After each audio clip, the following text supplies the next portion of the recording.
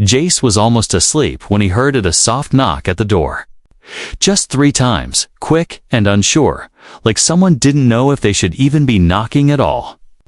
The wind outside howled like a dying engine. The kind of storm that made people lock every bolt and stay inside. Not open the door to strangers.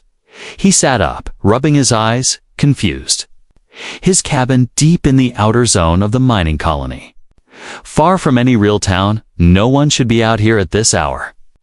Not during a sandstorm like this. Another knock, this time slower. Jace stood, grabbed his jacket, and walked to the door. His boots crunching over sand blown in through the vents. His hand hovered over the panel. He hesitated, then pressed it. The door slid open halfway. Creaking from the wind and grit, she stood there small, thin. Wrapped in what looked like a torn old blanket. With a dirty sack covering her head and a coin pouch in her trembling hands. "I only have $3, she whispered. Voice shaky, not even lifting her head. "Please. Can I shower at your home?" Jace blinked, unsure if he heard her right. Rain pounded behind her, mixed with ash and dust from the upper atmosphere storms. Her arms were thin, skin covered in dust and blood streaks. Not fresh blood old, dried, forgotten by time. She didn't move, didn't look up, just held out the coins like they were her last hope. "You're an alien," Jace said, not unkindly, just surprised. She gave a small nod under the sack. He looked around. No ships, no lights, no vehicle tracks in the storm. It was like she had just walked out of the wasteland. "Where did you come from?" He asked. "Please," she said again, her voice breaking. "I won't stay long. I just need to wash. I haven't bathed in days." The wind howled louder behind her. The storm creeping closer like a hungry mouth. Jace made a choice. He stepped back and said, "Come in." She stepped inside without a word, head still down. Her bare feet leaving wet marks on the metal floor. Jace shut the door quickly and locked it. Then looked at her again. She didn't lift her head. Didn't try to run, just stood there, shaking. "You can use the shower," he said, pointing to the back of the cabin. "Second door on the left." She nodded slowly and shuffled that way. As she passed, Jace noticed something beneath the Blanquita metal collar. Cracked and rusted, hidden just enough to miss if you weren't looking closely. He didn't ask. He heard the water turn on. The hiss of the heater kicking in, and then singing a soft tune, strange and distant. Not from any human language, but gentle, like a mother's lullaby through a broken radio. Jace sat on the edge of the bed, listening. Something about that song stirred something in him. A memory he didn't fully recognize his sister's voice. Maybe from when they were kids before the colony war. He shook it off and walked to the small kitchen to heat some food. Just in case she was hungry, a strange light blinked outside the window, then vanished. He leaned toward it, frowning. Was it a drone? No, couldn't be. Too low, too fast. Then he saw them 3 small dots of red light scanning through the dust outside. Moving in a pattern, someone was searching. Not for him, for her. He turned quickly. Walked to the bathroom door and knocked once. "Are you okay in there?" he asked. There was silence for a moment. Then the door cracked open. She stepped out, still wet. Wearing one of his long shirts now. Her alien skin clean but marked with bruises and scars that ran down her arms and legs. The sack was gone.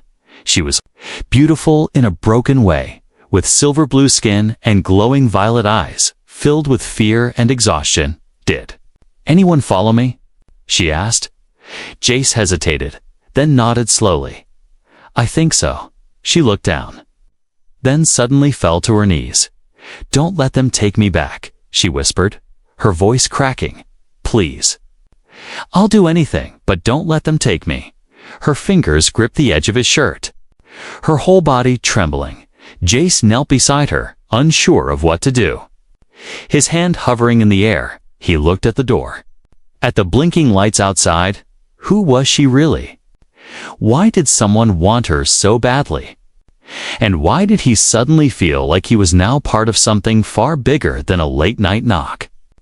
The cabin creaked as the storm hit full force. And somewhere out there, someone was coming. Asterisk, the storm outside raged like a living beast, rattling the roof with every gust of wind. But inside the small cabin, there was only silence. Jace watched the alien woman sit on the floor near the heater, steam still rising from her damp, silver-blue skin. His oversized shirt hanging off her frame like a blanket on a wire hanger, her knees were pulled to her chest, eyes wide but distant, staring into nothing. He wanted to ask her name, but something told him not to rush. He noticed the marks on her arms, now that the dirt had washed away faded burns, branding scars, and deep red cuffs around her wrists, like she had been chained for years. They weren't just injuries, they were memories etched into flesh. Silent proof of a life no one should ever live. She caught him looking and gently pulled the sleeves over her arms. "I didn't mean to scare you," she said softly. "You didn't," Jace replied, and he meant it. "But someone out there wants you back bad," she nodded. Still not meeting his eyes, "Why are they hunting you?" he asked, voice gentle, not demanding. There was a long pause. Then she spoke, slowly, "Because I ran away from where I was kept. And they think I still belong to them. Were you?" "A prisoner?" Jace asked. Her lip trembled before she answered. Worse, that one word hit him like ice. She reached into the satchel she had dropped earlier and pulled out a folded piece of old cloth. Inside, it was a tiny hand-drawn picture crayons on scraps of packing paper. It showed two alien girls holding hands, smiling under a crude drawing of a sun. "This was my sister," she whispered, her voice shaking. "She didn't make it." Jace looked at the picture, his throat tightening. "What's your name?" he finally asked. She hesitated, then answered. "Velra, a beautiful name, soft and broken like her voice." Suddenly, a red blinking light appeared in the corner of the room, a perimeter alert. Jace rushed to the console, his fingers moving fast. A drone had landed outside, silent but scanning. Its scanners sweeping the cabin with invisible waves. He cursed under his breath. Then turned to Velra. "Someone sent a drone. They're close." She stood up quickly, panic in her eyes. "They have sent scanners and thermal trackers. If I'm here, they'll find me." Jace thought fast. "Do you have any weapons?" she asked. He shook his head. "Only tools and scrap. Then we hide," she said. Gripping her satchel tightly, Jace opened a small hatch near the back wall, pulling up floorboards to reveal an old maintenance tunnel, just big enough for a person to crawl in. "Get in," he said. Now, she climbed down, no questions asked, clutching the child's drawing close to her chest. Jace closed the hatch just as the drone's scanner light hit the cabin window. Moments later, there was a knock at the doorknob, soft like hers. This one was loud, robotic, and commanding. Jace opened the door slowly, face calm, but heart pounding. A tall figure in gray armor stood there, holding a scanner pad in one hand and a baton in the other. "We're looking for a fugitive alien female," the officer said, without emotion. "Escaped slave, dangerous. Maybe hiding nearby?" Jace raised an eyebrow. "Just me here, friend." Storm's bad enough without uninvited guests. The officer looked past him into the cabin, then stepped in without permission, scanning the room. Water still dripped from the shower head. And the officer paused near it, frowning. "You live alone?" he asked. "Yep," Jace replied. "No one knocks out here." Except wind and trouble. The scanner beeped once, but the officer tapped it quickly. Muting the alert, he walked slowly across the floor, stopping just above the hidden hatch. Jace held his breath, but the officer turned away. "Bored. We'll be back," he said, stepping out into the storm. Jace closed the door and locked it again, then opened the hatch. Velra crawled out slowly, Her whole body shaking, her eyes filled with tears, she refused to cry. "He didn't find you," Jace whispered, helping her stand. "But they will," she said quietly. "They always do. They never stop." She sat down on the floor again, holding the drawing like it was the only thing left of her soul. Jace sat beside her, unsure of what to say, but deep inside, a fire had started a human anger. Not loud, not violent, but steady and rising. He had seen cruelty before, but this felt worse. This felt personal. "Velra," he said after a while, "you can stay here as long as you need. I'm not turning you in." She looked at him, finally meeting his eyes. "Why?" she asked. "Why help me?" Jace didn't have a good answer, but he said the only thing that felt right.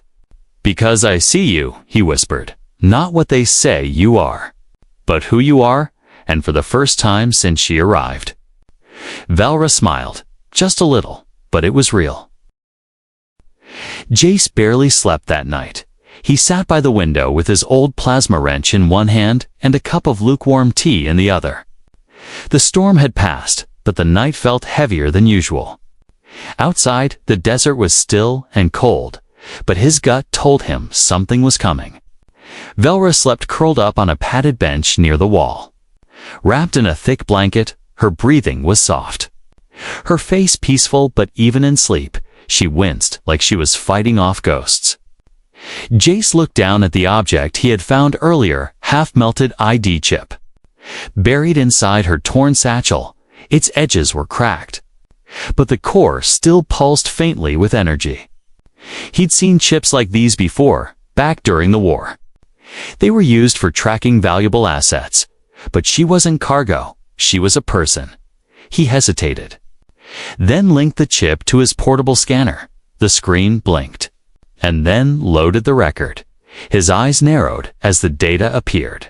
Subject: VEL-RA7 classification. Bioproperty origin: Batchborn. Sector 19B, purpose: breeding and domestic service status. Escaped slave bounty active, 50,000. Credits: dead or alive. Jace's hands clenched. 50,000 credits. That was more than most humans made in 2 years. And they were offering it for her like she was a runaway tool. Not even alive in their records, just a thing, a bioproperty. He felt sick. His thumb hovered over the button that could signal her position. One push and patrol ships would arrive within minutes. He could pay off every debt, rebuild his life, buy clean land back on Earth. But he didn't move. He looked at her again, her arms slipping from the blanket, revealing the faint glow of bruises under her blue skin.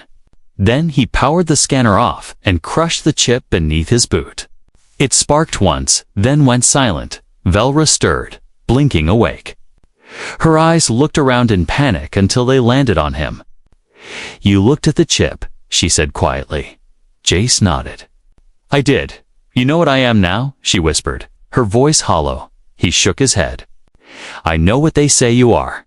He sat down across from her, voice calm but firm. "But I don't believe them." Velra stared at the floor, then whispered.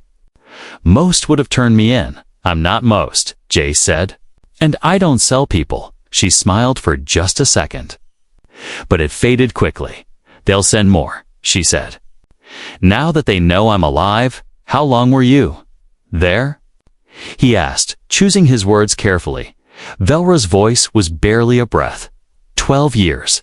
12. She nodded. "They took me when I was small. Told me I was born to serve, to obey, to breed." Her hands trembled, but she kept speaking. "I escaped during a transport crash 3 nights ago. I ran until my feet bled. I thought I'd die out there." Her voice cracked. "Then I saw your light." Jace didn't speak for a long time. He felt like every word from her mouth was a knife to the chest. But not because he was angry at her. He was furious at the galaxy that let this happen. A soft alarm buzzed again, this time from the outer sensor grid. He moved to the console, pulled up the feed.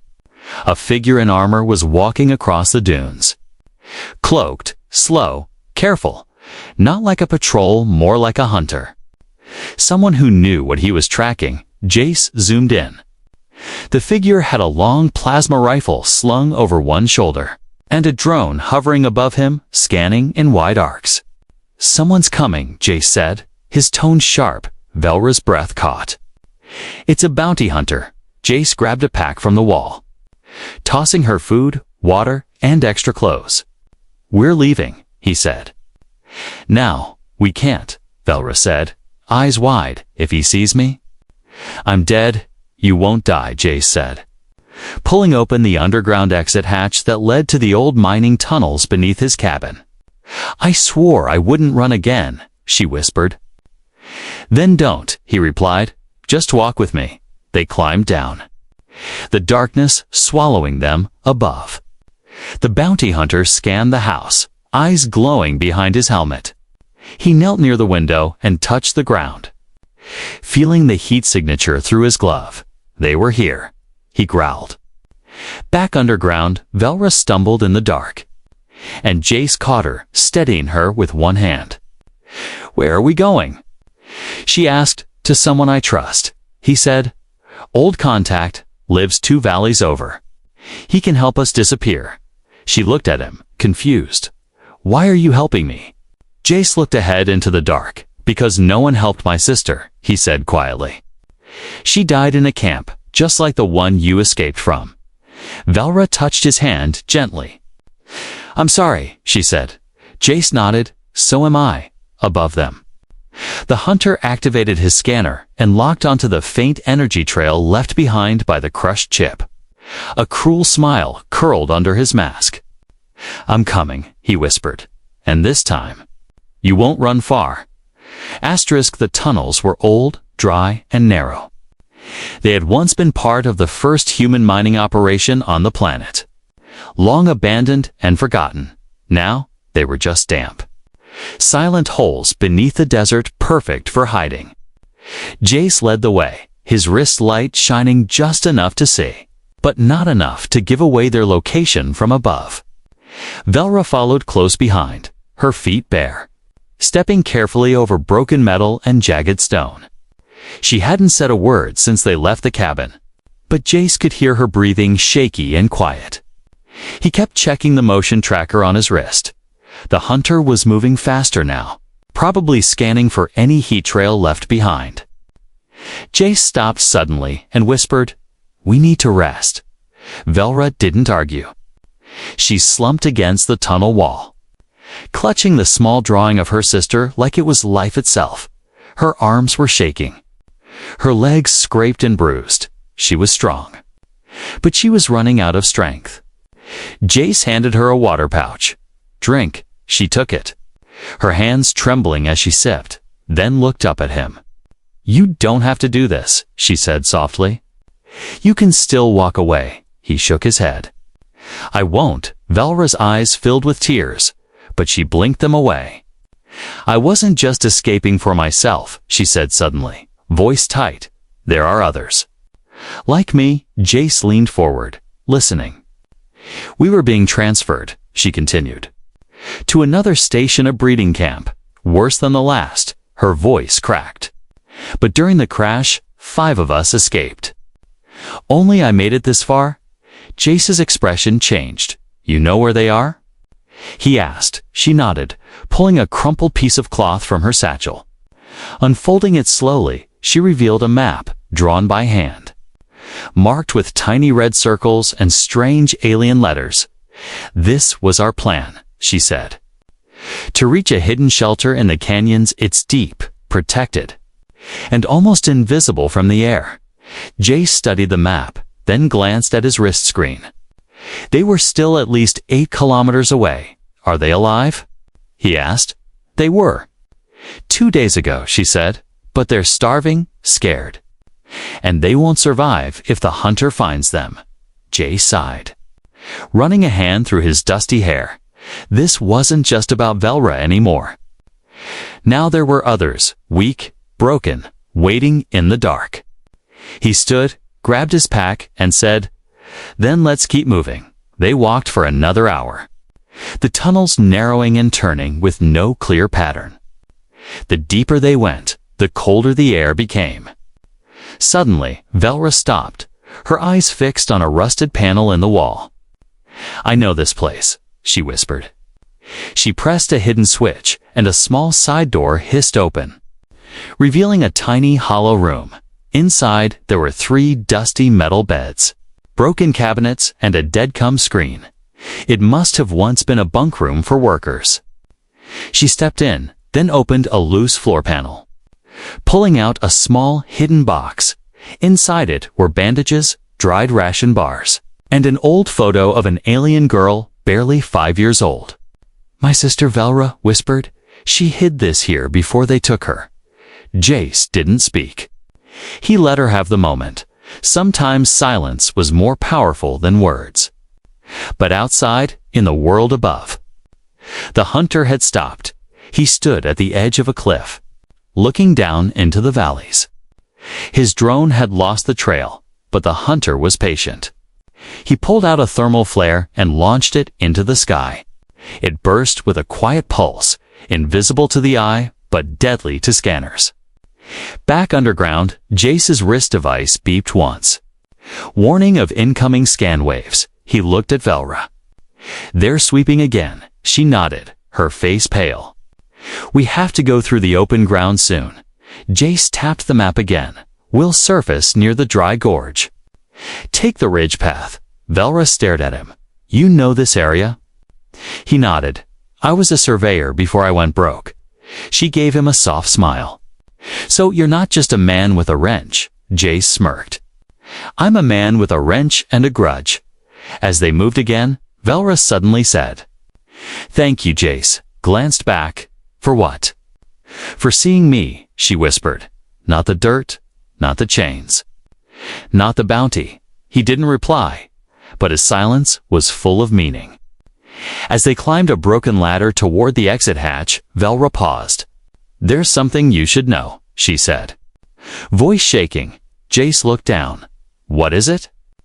She swallowed. "They're not just looking for me." His eyes narrowed. "What do you mean?" Velra stared up at him. "The buyers. They marked me, not just as property, but as prototype stock." Jace froze. "What kind of prototype?" Her eyes filled with fear. One that was never supposed to escape alive. The hatch groaned as Jace pushed it open. Cold night air rushed in, carrying the dry taste of dust and iron. The stars above were sharp and endless, but the ground felt dangerous. Every shadow a hiding place for eyes that might be watching. Velra climbed out beside him, holding the map close to her chest. Her silver-blue skin shimmered faintly under the starlight, but her scars were darker, reminders of chains that had once bound her. She looked across the barren gorge, then pointed toward the distant canyon ridge. "The shelter is there," she whispered, "if the others are alive." "They will be waiting," Jace nodded, scanning the horizon.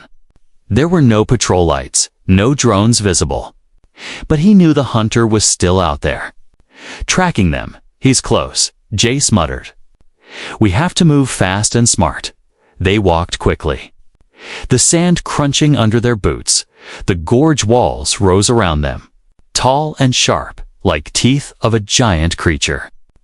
Every sound echoed their breaths, their steps. Even the rustle of Velra's satchel, it felt like the planet itself was holding its breath. After an hour of silence, they stopped in the shadow of a rock spire. Velra leaned against the stone, exhausted, her eyes flicked to Jace. "You don't have to come all the way," she said softly. "If they find me, they will kill you too." Jace shook his head. "I told you before, I don't run from this." "Not again." Velra looked at him for a long moment, then slowly opened her satchel, pulling out the folded cloth map. "Look," she whispered, spreading it between them. "This was drawn by one of us before she was taken. She said the canyon hides more than a shelter. She said there are tunnels leading deeper. Tunnels even the slavers never found." Jace traced the lines with his finger. "Hidden passages," he said, That means a chance to disappear. Maybe even fight back, Velra nodded. If we can reach them before the hunter does. But even as she spoke, Jace's tracker beeped once. A soft warning, he froze, scanning the display.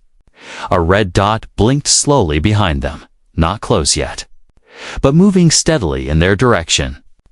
He's following, Jace said quietly. He's not rushing. He knows where we're going. Velra's face paled. If he finds the shelter, the children won't survive. Children? Jace asked sharply. She looked down, ashamed. Yes? The others hiding there. They are not just women. Some are very young. They were taken even earlier than me. The weight of her words sank deep into Jace's chest. He clenched his fists, feeling the anger rise inside him. No hunter, no buyer. No slaver touches them, he said, voice hard. Not while I'm alive. Velra looked at him. Eyes wide, then slowly smiled, a fragile but real smile. You sound like someone who believes he can fight the whole galaxy, she whispered. Maybe I do, Jace replied. Or maybe I just don't care how big the fight is anymore. They set out again. Moving faster now, using the shadows for cover. The canyon narrowed, forcing them into a winding path between jagged walls. Velra's steps faltered as the path climbed, but she kept going. Her will stronger than her body.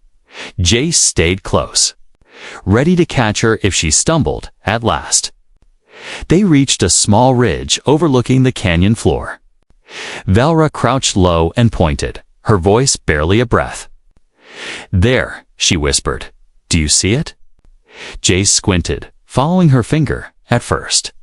He saw only rock and sand, but then he noticed a crack in the canyon wall, half hidden by rubble, wide enough for someone thin to slip inside.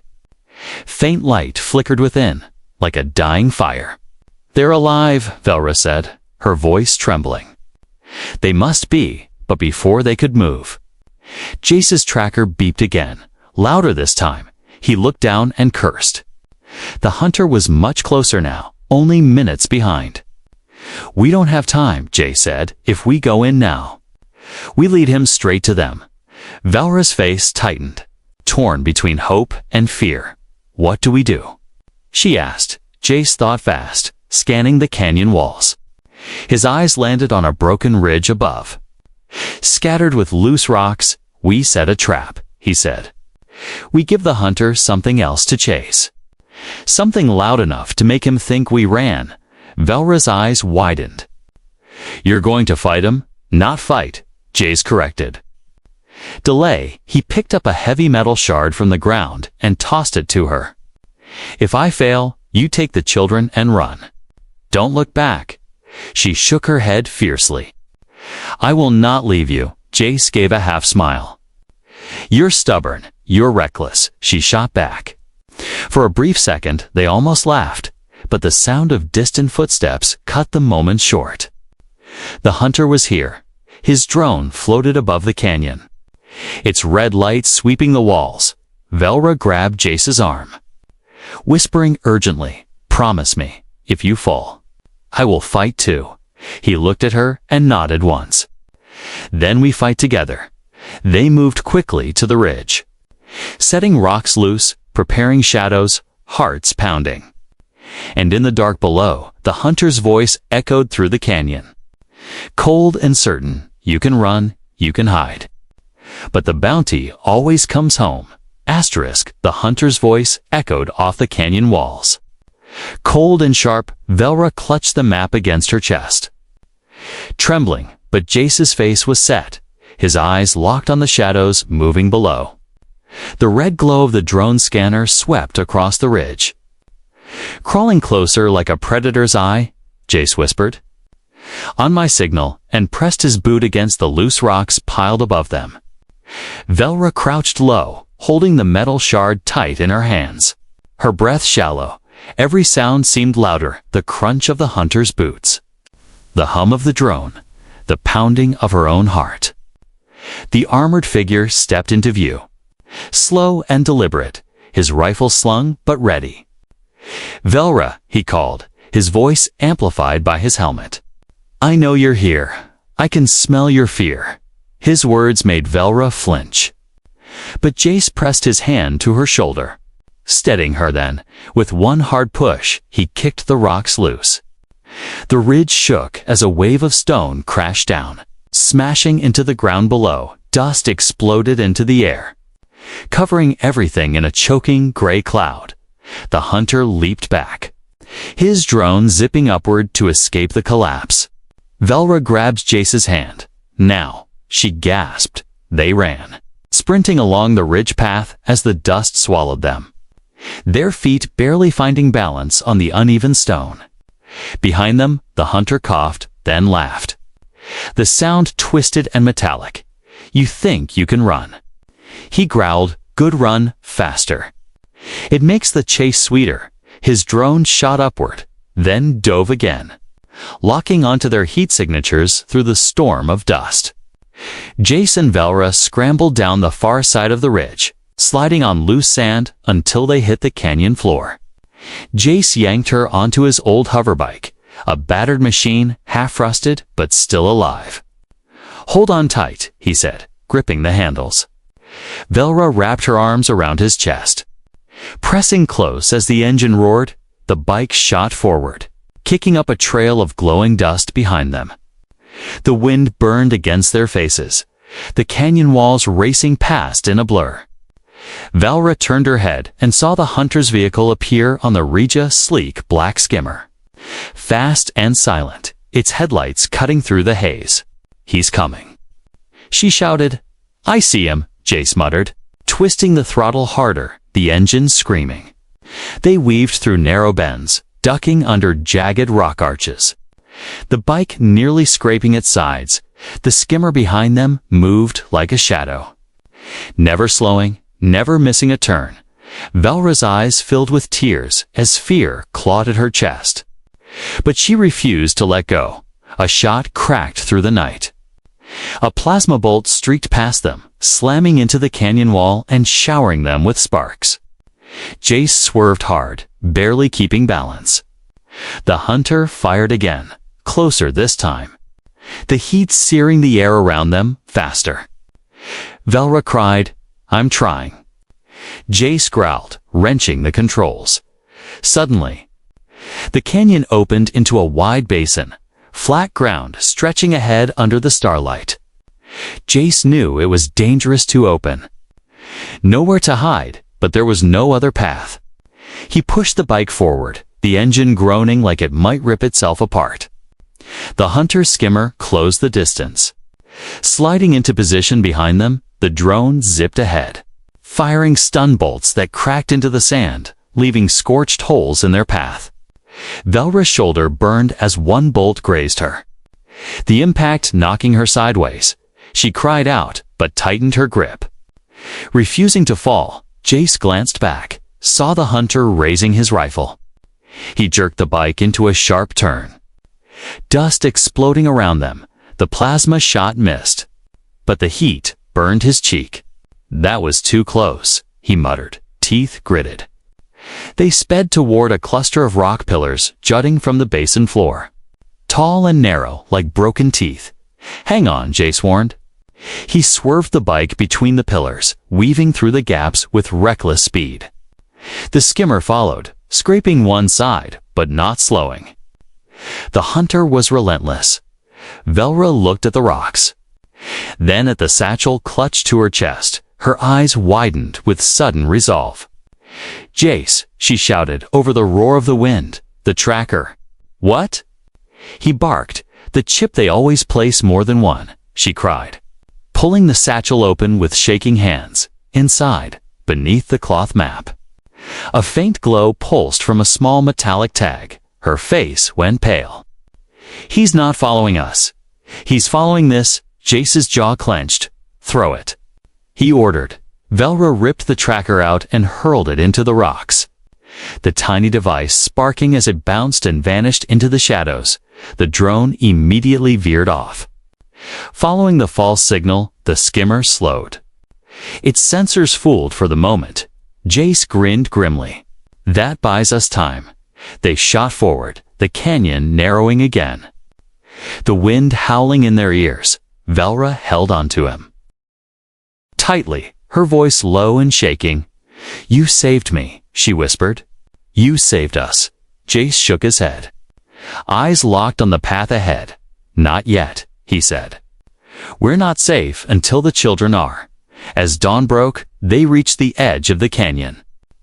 The entrance to the hidden shelter just ahead, a faint glow flickered from inside. Like a small fire, Velra's heart pounded, tears blurring her vision.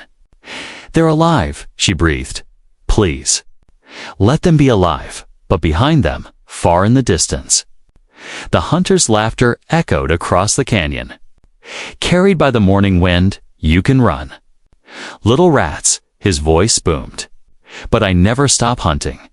The canyon shelter was little more than a cave carved into the rock. But to Velra, it looked like a palace as she stumbled inside with Jace at her side. Her heart stopped. In the corner, huddled together, were four small figures, thin and trembling, their eyes wide with fear, the children. They looked up as she entered, their faces pale and sunken, their clothes torn. One girl, barely 10, gasped and ran to Velra, clinging to her with shaking arms. "You came back," the child whispered, tears running down her dirty cheeks. Velra knelt, holding her tightly, her own tears falling. "I promised I would." Jace stood at the entrance, scanning the canyon behind them. The sun was rising.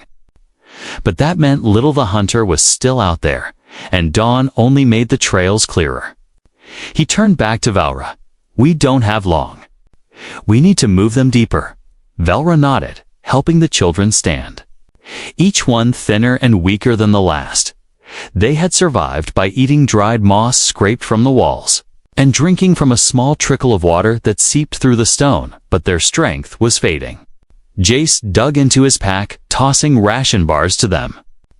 "Eat slowly," he said. "Your stomachs need time." The children tore into the food with wide eyes, silent tears running down their cheeks. Velra whispered thanks, but Jace shook his head. "Save your breath, we need to prepare." As they gathered, a sound echoed through the canyon, the deep, steady hum of the skimmer's engine. Velra froze, her arms around the children. "He's here," she whispered. Jace gritted his teeth, gripping his wrench like a weapon. "Then this ends today." He pulled Velra aside, his voice low. "There's a back tunnel, right? One that leads deeper into the rock." She nodded. "Yes, but it's narrow. Too narrow for the children to move quickly." "Good," Jace said. "It means he won't follow. You take them and go. I'll hold him here." Velra's eyes widened in horror. "No, you'll die, maybe," Jace said, his voice calm. "But if he finds them, they all die." "That's not a risk I'll take." She grabbed his hand, her voice breaking. "You can't ask me to leave you." Jace squeezed her hand once. Firm and steady. "I'm not asking, I'm telling." Tears streamed down her face. But she knew he was right. She gathered the children, guiding them toward the narrow tunnel at the back. One by one, they crawled inside, disappearing into the shadows. Before she entered, Velra turned to Jace, her eyes shining with tears and something else. "Trust. Don't die," she whispered. Jace gave a small smile. "I'll try." Then she was gone, swallowed by the stone. Moments later, the hunter stepped into the cave mouth, his armor gleaming in the first light of day. His rifle aimed end of the road, he growled, his voice echoing. Jace stood tall, gripping his plasma wrench, his body blocking the tunnel behind him. "Funny," Jace said. "I was about to say the same thing." The hunter raised his rifle, but Jace moved first, swinging the wrench with all his strength. The rifle clattered against the wall, sparks flying. The hunter snarled, slamming his armored fist into Jace's ribs. Knocking him back, pain exploded in Jace's chest. But he refused to fall. They fought in the dust and shadows, metal against metal. Grunts and sparks filling the cave. The hunter was stronger, faster, trained for this. But Jace was desperate. And desperation was its own kind of power at last. Jace slammed the wrench into the drone hovering nearby. Shattering it into sparks, the hunter roared in anger. His visor glowing red. You can't protect her. She's property. She belongs to the buyers. Jace spat blood onto the floor and raised his wrench again. Not anymore. With one final strike, he smashed the power pack on the hunter's chest. The armor sparked, the visor flickered, and the hunter collapsed to his knees. Jace kicked the rifle away, standing over him, chest heaving. This is what happens when you treat people like things, Jace said. Voice low and furious. Then he swung the wrench one last time. And the cave fell silent for a long moment. Jace just stood there, breathing hard. Then he dropped the wrench, his knees buckling. He leaned against the wall, blood dripping down his side. But when he looked toward the tunnel, he saw small faces peeking out. Velra among them, she rushed to him, her hands glowing faintly with a healing salve she had carried in her satchel. You fool, she whispered, pressing it against his wounds. You could have died, Jace smiled weakly. Guess I'm hard to kill. The children surrounded him. Their eyes wide, one little boy clutching his arm. Papa, the boy whispered softly. The word struck Jace harder than any blow. He swallowed, then gently patted the boy's hair. Not your papa, kid, but Velra looked at him, her violet eyes glowing in the dim light. Maybe you are. Days passed, and together they rebuilt the shelter. Jace fixed old generators, rigged lights, and dug channels for water. Velra taught the children songs and stories, slowly bringing smiles back to their faces. And every evening, they all sat together around the fire, eating, laughing, living. One night, Velra placed her sister's broken necklace in Jace's hands. This belonged to my family, she whispered. Now it belongs to ours. Jace looked at her. Then at the children curled up asleep by the fire. For the first time in years, he felt something deep in his chest. Not anger, not regret, but peace. The hunter was gone. The storm had passed, and in that canyon, far from the reach of slavers and buyers, one human had built something the galaxy had forgotten, a home.